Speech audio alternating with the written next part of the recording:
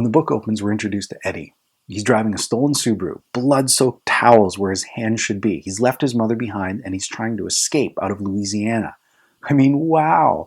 It's not until the last half of the book we're actually introduced to the moments preceding this escape, and it turns out it's really hard to read with your hands covering your eyes. I mean, I've come across very few books that provoke this kind of cringe-induced reading. It's this wild-eyed, teeth-gritted, blood-soaked open, and it only gets crazier from there. James Hannaham then introduces us to Scotty. Now, Scotty speaks in this urban patois that makes him the illegitimate, if not improbable, love child of Dave Chappelle and Chris Tucker. Scotty, it turns out, is crack cocaine. That's right, James Hannaham has a Class A drug narrating well over half of the book, and it's awesome. Naturally, Hannaham had reservations about having crack speak in a decidedly black voice. I mean, is that kosher? Can it be done? Is the NAACP going to show up at his door and collectively wag their finger at him? I mean, he did have second thoughts, and he decided to write it in a more pretentious voice, as if it had aspirations of being cocaine, but it ended up sounding horrible. And so he just gave himself over to this voice and had fun with it. I mean, so much fun. This is the best story about cocaine since Snow White. I mean, you do know Snow White is cocaine. Seven Dwarves, those are the manifestations of the symptoms of the drug. Except for Doc, he's a supplier, and all of them collectively work in the mines to get that rock. But I digress. Scotty here is a devoted friend. He's got time for everyone. He doesn't judge, he doesn't hate, although he does get a little hurt when his friends try to quit him. He just wants to hang, go brain dancing, have a little bit of fun.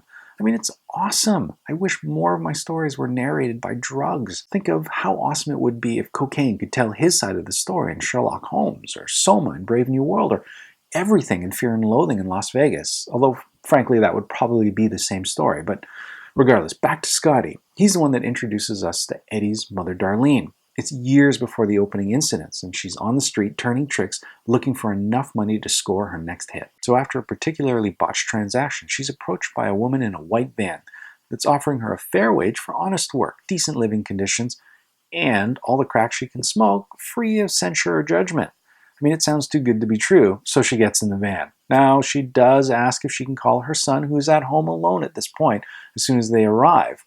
I mean, she's not a monster. Eventually, they do arrive at the farms of delicious food. She's shoved into what is essentially a large chicken coop with hundreds of grimy mattresses pressed up against each other with other migrant workers, and she's already $600 in debt, the cost of the ride over, as well as the bit of crack that she was given to smoke on the way there.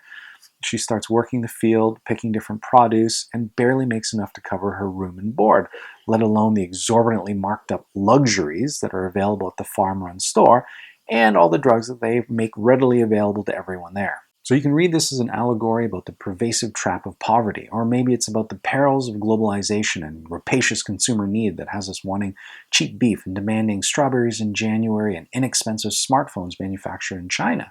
Maybe it's putting to rest the lie that slavery has ended in America, or sticking it to those I can't eat anything with the face vegetarians who care more about Bessie and Wilbur as opposed to Juan and Imelda working under horrible conditions harvesting their produce. Or, you know what, maybe it's just about the importance of sensible shoes. I mean, shoes really do play an important part in this book. You don't have to read this looking for some sort of deeper meaning. At face value, it's still a well-paced story, but it is still a story based on some truth. One such example was the Bulls Hit Ranch in Florida. They would go to Jacksonville and pick up homeless people with the promise of a minimum wage job. They would subsequently be brought to the farm, housed in overcrowded, infested shacks, given drugs, and then suddenly find themselves in debt for that same housing, food, and drugs while they were picking vegetables. It was basically slavery, swapping out chains for crack. Now, the growers themselves would avoid responsibility by hiring out contractors, thereby avoiding the need for health insurance, a decent wage, or, humane living conditions. And this is a practice that extends well beyond the food industry. These same loopholes are being utilized for just about anything that we wear, use, or consume. But at its heart, it was still an incredible story that was engaging and wonderful to read. I mean, this isn't Upton Sinclair. This isn't even Morgan Spurlock. But what a great way to kick off a year of reading in 2016. It's my first book of the year, and I loved it. How about you guys? What is your first read of the year? Have you finished it even yet? Anyway, we'll talk to you later.